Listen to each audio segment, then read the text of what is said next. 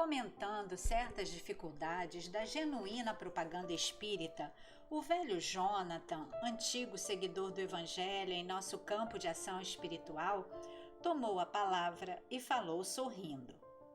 No tempo do Mestre, semelhantes entraves não eram menores.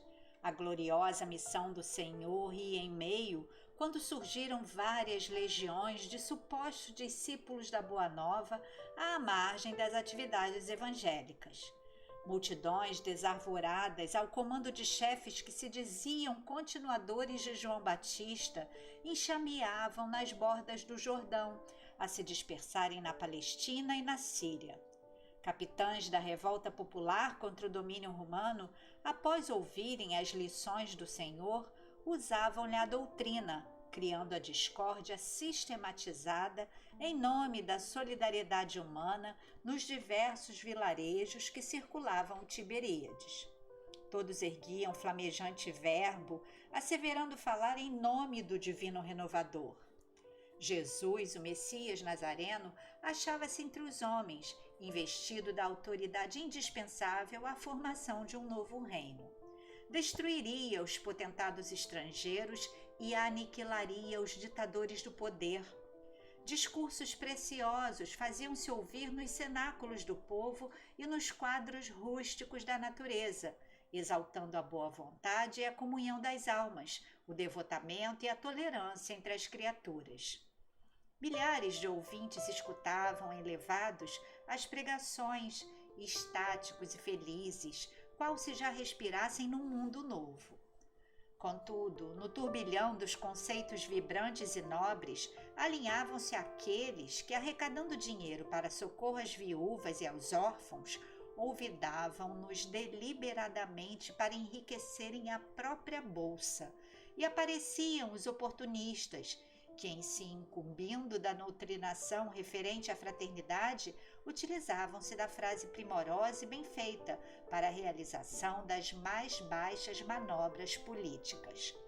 Foi por isso que, em certo crepúsculo, quando a multidão se congregava em torno do Mestre junto às águas, para recolher-lhe a palavra consoladora e o ensino salutar, Simão Pedro, homem afeiçoado à rude franqueza, valendo-se da grande pausa que o eterno benfeitor imprimira à própria narrativa quando expunha a parábola do semeador, interpelou-o diretamente, indagando: Mestre, e que faremos dos que exploram a ideia do reino de Deus?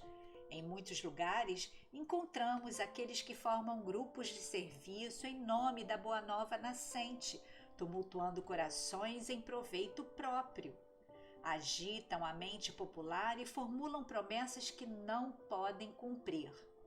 Em Betsaida, temos a falange de Berequias ben Zenon, que a dirige com entusiasmo dominante, apropriando-se-vos da mensagem sublime para solicitar as dracmas de pobres pescadores, alegando destiná-las aos doentes e às viúvas. Mas, embora preste auxílio a reduzido número de infortunados, guarda para si mesmo a maior parte das ofertas amealhadas.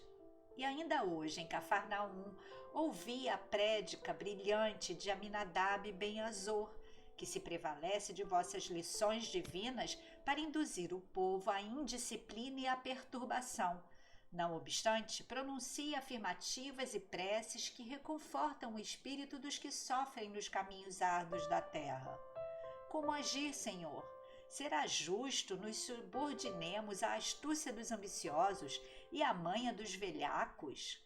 Como relegar o Evangelho à dominação de quantos se rendem à vaidade e à avidez da posse, ao egocentrismo e à loucura? Jesus meditou alguns instantes e replicou: Simão, antes de tudo, é preciso considerar que o crime confesso encontra na lei a corrigenda estabelecida. Quem rouba é furtado, quem ilude os outros engana a si próprio, e quem fere será ferido. Mas, Senhor, tornou o apóstolo, no processo em exame, creio seja necessário ponderar que os males decorrentes da falsa propaganda são incomensuráveis. Não haverá recurso para assustá-los de imediato. O excelso amigo considerou paciente. Se há juízes no mundo que nasceram para o duro mistério de retificar, aqui nos achamos para a obra do auxílio. Não podemos olvidar que os verdadeiros discípulos da Boa Nova, atentos à missão de amor que lhes cabe, não dispõem de tempo e disposição para partilhar as atividades dos irmãos menos responsáveis. Além disso, baseando-me em sua própria palavra, não estamos diante de companheiros totalmente esquecidos da caridade. Dissestes que Berequias ben Zenon, pelo menos, ampara alguns infelizes que lhe cercam a estrada, e que Aminadab ben Azor, no seio das palavras insensatas que pronuncia, encaixa ensinamentos e orações de valia para os necessitados de luz. E se formos sopesar as esperanças e possibilidades, os anseios e as virtudes dos milhares de amigos provisórios que os acompanham, como justificar qualquer sentença condenatória de nossa parte? O apontamento judicioso ficou no ar, e como ninguém respondesse, Jesus espraiou o olhar no horizonte longínquo, como quem apela para o futuro, e ditou a parábola do joio e do trigo, que consta no capítulo 13 das anotações de Mateus. O reino dos céus é semelhante ao homem que semeia a boa semente em seu campo, mas ao dormir, eis que veio o inimigo e semeou o joio no meio do trigo, retirando-se após. Quando a erva cresceu e frutificou, apareceu também o joio. E os servos desse pai de família, indo ter com ele, disseram-lhe: Senhor, não semeaste no campo a boa semente? Por que a intromissão do joio? E ele lhes disse: Um adversário é quem fez isso. E os servos acentuaram: Queres, pois, que o arranquemos? Respondeu-lhes, porém, o Senhor: Isso não, para que não aconteça extirpermos o joio sacrificando o trigo. Deixemo-los crescer juntos até a ceifa. Nessa ocasião, direi aos trabalhadores: Colhei primeiramente o joio para que seja queimado, e ajuntai o trigo ao meu celeiro. Calou-se o Cristo pensativo.